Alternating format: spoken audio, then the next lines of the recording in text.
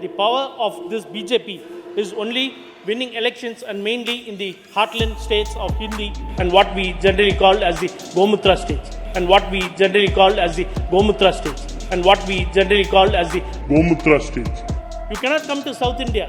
You see all the results of what happens in Tamil Nadu, Kerala, Andhra, Telangana and Karnataka. We are very strong over there. Shri DMK Senthilkumar ji. Vanakkam, Chairperson. Thank you for giving me an opportunity to speak on the Jammu and Kashmir Reservation Amendment Bill 2023.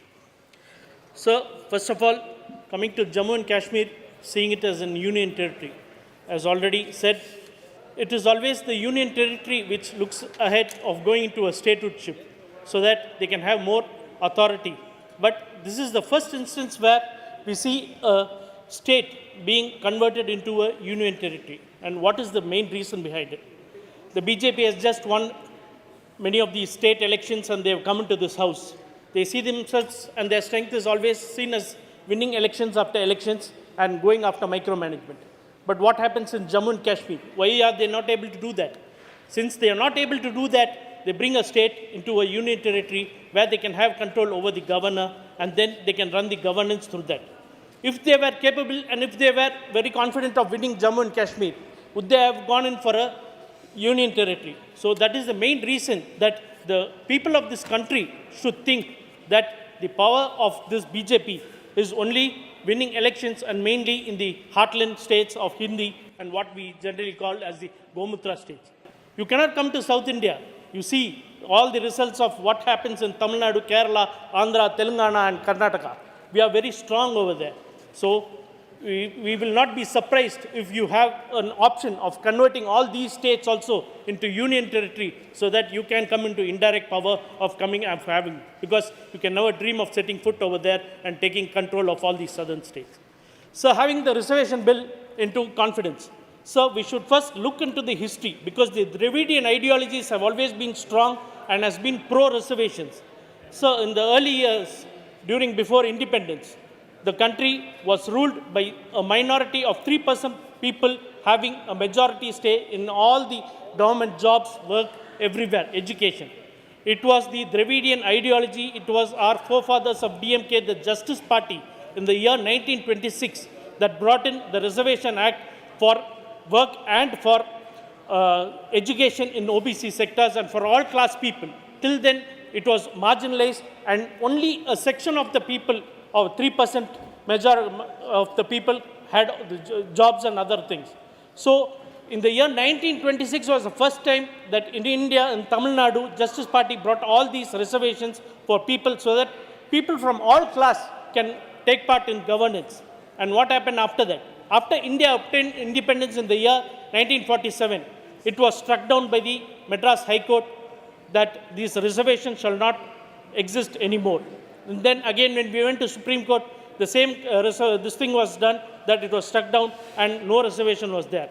It was our leader, the great Dravidian ideology of Principal Tandai Periyar, who had, along with the then Prime Minister Jawaharlal Nehru and the Law Minister Ambedkar, had gone and sought that we need reservations for work and for education. It is completely necessary.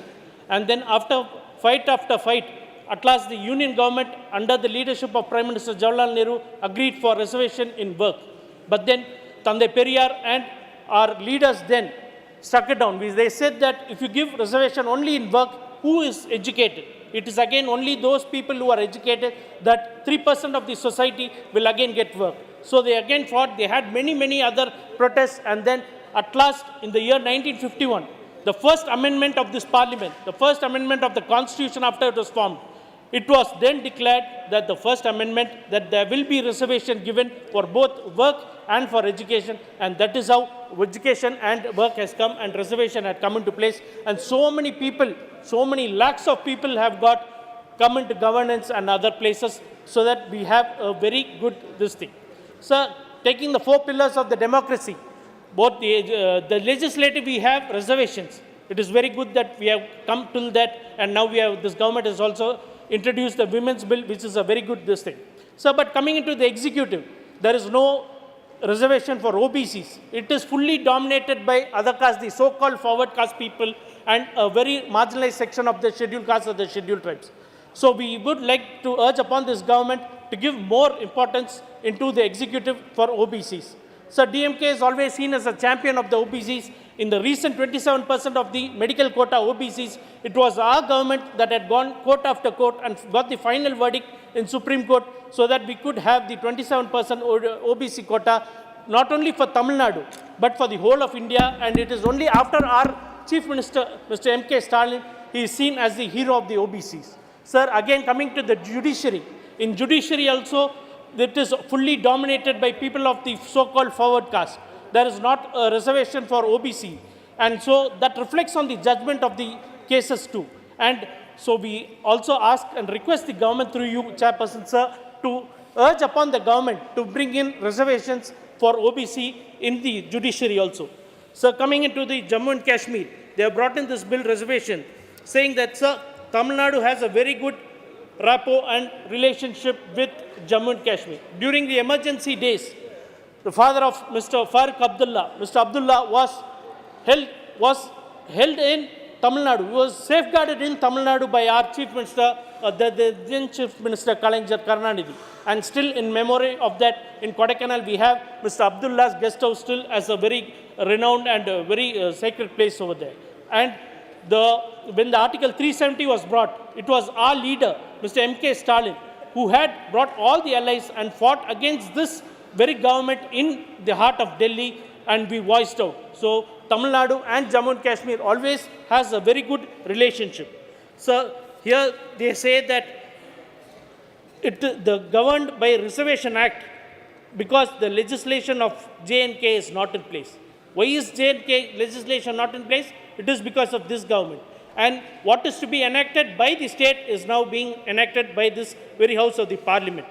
And sir, we would also like to make a very sincere request that the caste census, which has been pending for a very long time throughout the country, it should be conducted at once as demanded by our Chief Minister, Mr. MK Stalin.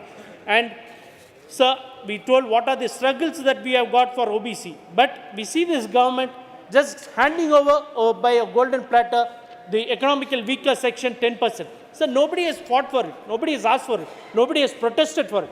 But this government is seen in appeasing the forward caste.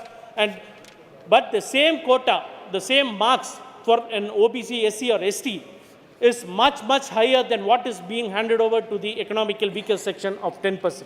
So we request upon this government to look into that EWS section and to give in more quota for the OBCs and to conduct a caste census at the earliest for this thing. So thank you for giving me this opportunity.